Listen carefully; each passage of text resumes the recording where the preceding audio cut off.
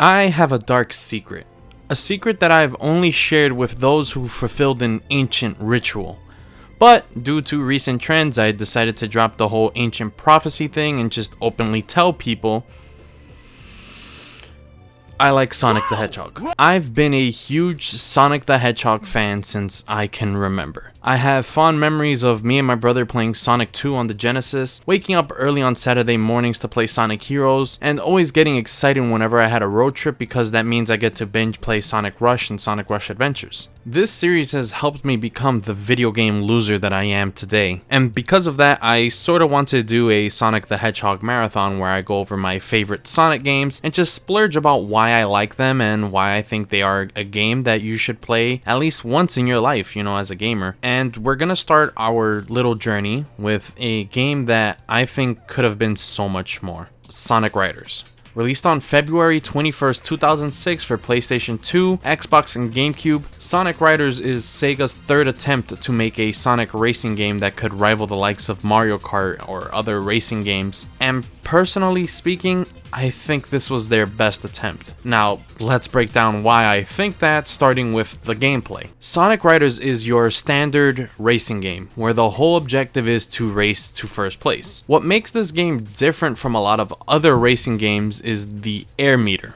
I believe Sonic Riders is the first ever racing game where you actually have to worry about your gas. Now, as crazy as it sounds, I believe that this is an interesting game mechanic. Air depletes at a constant rate. Drifting around tight corners and boosting causes your air to drain down at a much faster rate. The only real way to get air back is to do tricks, get lucky with an item box, or use one of the 3 character type shortcuts. So the key to success in Sonic Riders is all about air management. This creates an interesting dynamic to me because when you are in first place, you want to conserve how much air you have so you can maintain your lead. But if you are in first place, you leave behind turbulence, which lets the people behind you get a fast track to first place. So you might want to use some of your air to boost forward and create a bigger gap between you and everyone else. But if you are in any other place besides first, you might want to use your air to boost yourself forward and close the gap between you, first place, or any other racers. Now let's compare this to being in first place in the most recent Mario Kart at this time, Mario Kart 8. When you are in first place, there isn't really much you can do to secure the lead. All you really have is a banana, a coin, or a shell. All 3 can come to bite you in the ass. Now you could hypothetically defend yourself, but if you get, a shit hand, you could end up eating 3 red shells, 2 blue shells, lightning, slipping on your own banana peel. You are at the mercy of RNG. But again, in Sonic Riders, keeping first place is all up to you. I previously mentioned the 3 character type shortcuts. Now, as crazy as that sounds, or as weird as that sounds, I want to dive deeper into that and explain it a little bit more. Each character in this game has one of 3 character types: speed, power, and flight. Each type has an ability that's unique to them. For instance, speed types can grind on rails, flight characters can fly off these ramps, and power characters just, punch stuff. Using these shortcuts not only lets you get ahead of everyone else, but also lets you recover air, so it adds a little layer of depth to the gameplay. Power characters have to be extra careful when they're taking their specific shortcuts, because they open the path to everyone else to go in and take it as well. You don't have to take these shortcuts at all. It's completely possible to go through these races without taking any of these character specific shortcuts and be completely fine. But having that choice of, should I take this shortcut, should I not, it really makes you think in the heat of the race, especially if you mess up some of your, timing on these shortcuts. You sort of end up just falling off the map or just ruining everything, and now everyone's past you. Now, what I truly love about Sonic Riders is the ability to boost whenever I want. Like I mentioned before, boosting causes you to waste your air meter. But whenever you boost, not only do you get a speed increase, you can also attack the other racers, which not only makes them fall behind, but also gives you your air back. I always preferred this in comparison to Mario Kart.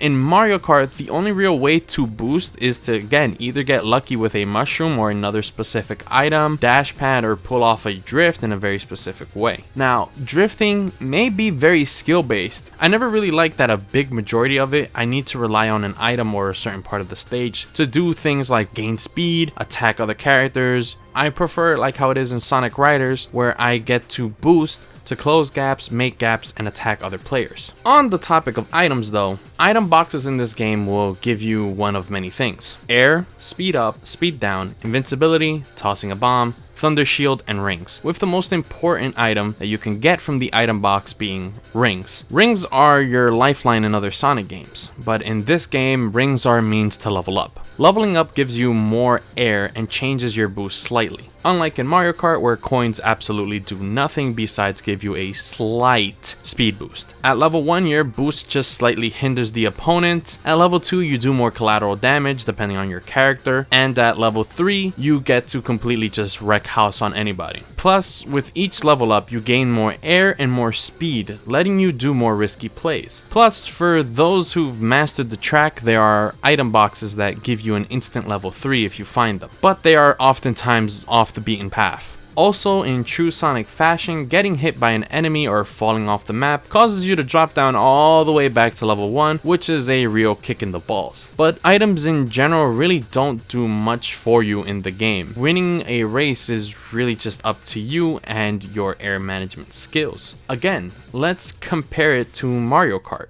All items are completely randomized, just like in Sonic Riders, but bad RNG can really mess you up in Mario Kart. You could have the most godlike race where you are absolutely destroying everyone, but then everything just falls apart because your buddy got 3 red shells and all you got was a coin to defend yourself. And then just by happenstance, everyone and their mother gets all the good items and decides to take a turn at you. Now, this doesn't just apply to first place, but yeah, Lady Luck does smile on you more often when you're in the lower places in Mario Kart, but you could still get a shit hand and have a tough time getting into first place. Though I do admit the RNG makes Mario Kart races much more fun and exciting and refreshing and crazy because you really don't know what's gonna happen, but nothing compares to the sense of accomplishment that I get when I'm playing Sonic Riders and I make a huge comeback through my own skill. Now, besides racing your friends, what else do these games have? Well, Mario Kart really just has battle mode and time attack mode, which is good for a slight little break from the norm, but Sonic Riders not only has a battle mode and a time attack mode, but it also has a story mode and a mission mode. The story mode in Sonic Riders is very simple and can be summarized with just Eggman is up to no good, so Sonic and company decide to stop him. Oh hey, here are the spin-off specific villains as well. They're also up to no good. Trust me,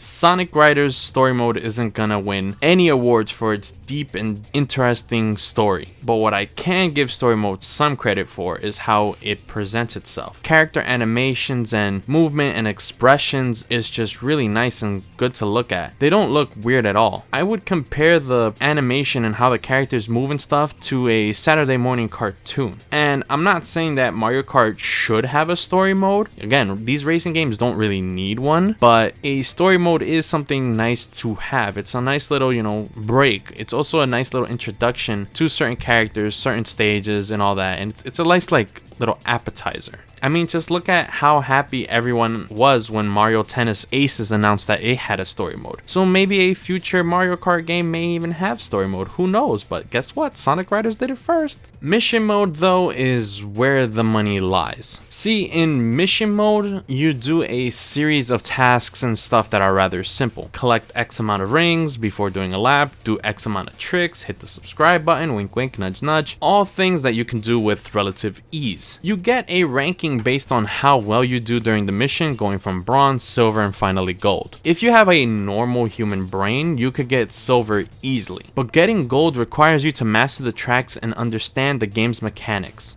Doing all of the missions reward you with new racing gear and more characters, which is a neat incentive to do mission mode. Plus, it's a nice little time sink. Now, I know Mario Kart also has mission mode, but during my research, I found out that it was only Mario Kart DS, and no other Mario Kart game since has had mission mode. And again, it kind of sucks because, yeah, racing games are primarily multiplayer focused. They don't really need these modes, these single player modes, but it doesn't hurt having them. As a matter of fact, I believe single single player experiences allow you to safely learn and master the game so you can become a better player when you play multiplayer with your friends. Now to wrap up my whole video, I always personally believe that Sonic Riders was a much more technical racer in comparison to Mario Kart. Though Mario Kart always had something over Sonic Riders. The colorful atmosphere, varied stages, or something else. But Mario Kart is and always will be a very welcoming game. But I believe Sonic Riders,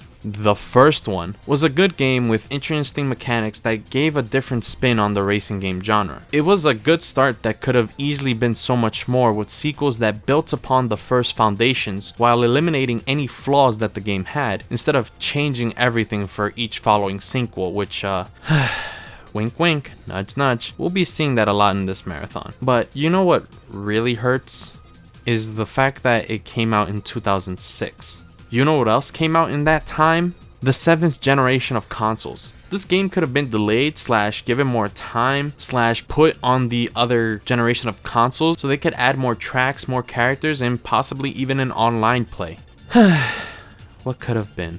So, which racing games you guys prefer? Sonic Riders, Mario Kart, or maybe something else? Feel free to share your opinions down below. And as always, if you like the video, then like the video. And if you dislike the video, then dislike the video. And if you enjoy my voice and the opinions that I spit out with that voice, then hit the subscribe button. I will see you guys next time with Sonic's first adventure into the 3D world. I have no real organization with this. I am just choosing Sonic games that I like. Let's do this. Bye guys.